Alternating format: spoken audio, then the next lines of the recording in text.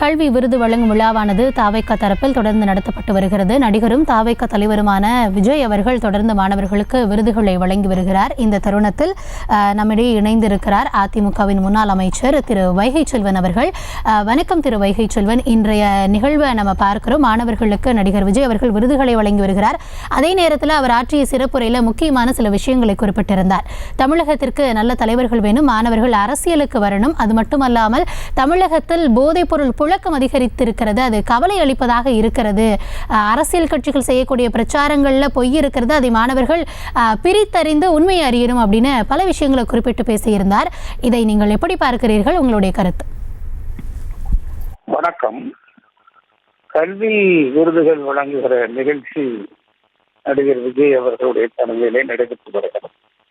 முதலில் மாணவர்கள் மத்தியில் அரசியல் பேசுவதை தவிர்க்க வேண்டும். அதுவே ஒரு தவறான கருத்தாகவே நான் பார்க்கிறோம்.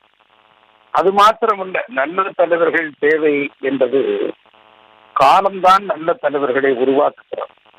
ஒவ்வொரு காலம் சூழ்நிலையும் நல்ல தலைவர்களை உருவாக்கிய அந்த வகையில் அவர் சொல்லியிருப்பது இன்றைய ஆட்சியாளர்களை பற்றியான கருத்தாகவே நாங்கள் பார்க்கிறோம்.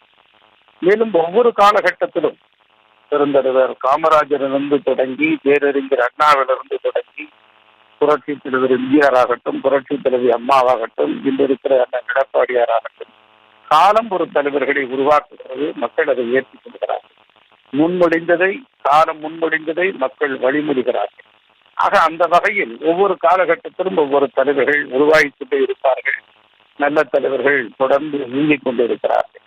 மேலும் தமிழகத்தின் போதைப் பொருள் பழக்கம் அதிகரித்து விட்டது என்பது உண்மையான கூற்று. தற்போது 2-4 தினங்களுக்கு முன்பாக கள்ளக்குறிச்சியில் நடைபெற்ற விஷச்சாராய சாவில் 60க்கும் மேற்பட்டவர்கள் இறந்து போயிருக்கிறார். கள்ளச்சாராயத்துக்கும் விஷச்சாராயத்துக்கும் என்ன வேறுபாடு என்று கேட்டால், கள்ளச்சாராயம் அரசின் அனுமதி பெறாமல் காட்சி, விஷச்சாராயம் என்பது மெத்தனால் ஆல்கஹாலால் விஷத்தை ஏற்றுவது. ஆகவே இந்த விஷச்சாராயம் குடித்து மடிந்து போயிருக்கிறார்கள். எல்லா இடங்களிலும் கஞ்சா கட்டுப்பாடுக்கு கிடைக்கிறது. பள்ளி கல்லூரிகளுக்கு இடையே அருகிலேயே இவைகளெல்லாம் கிடைப்பதாக பல்வேறு புகார்கள் வந்திருக்கிறது. இதை தடுக்க வேண்டும் என்பதில் அவர்களுடைய கருத்தை ஏற்றுக்கொள்கிறோம். மேலும் திரைப்பட கலைஞர்கள் தங்களுடைய மிக முக்கிய ஒரு ஆயுதமாக இருக்கக்கூடிய திரைப்படங்கள் போதை பழக்கங்கள் பயன்படுத்துவது, சிகரெட் பிடிப்பது, ஆல்கஹால் பயன்படுத்துவது, இது போன்ற காட்சிகளை தவிர்க்க வேண்டும். அப்படி தவிர்க்கிற போதுதான் அதை பார்க்கிற மக்களும் அதே போன்று தங்களுடைய மனநிலை மாறக்கூடிய கருத்தாக இருக்கும். ஆக இந்த கருத்தை சொன்ன நடிகர் விஜய் அவர்கள் எப்படியோ இனி வருகிற படங்களில் அவர்கள் போதைப் பொருட்கள் பயன்படுத்தாத ஒரு கதாநாயகனாக நடிக்க வேண்டும் என்பதுதான் எங்களுடைய கருத்து.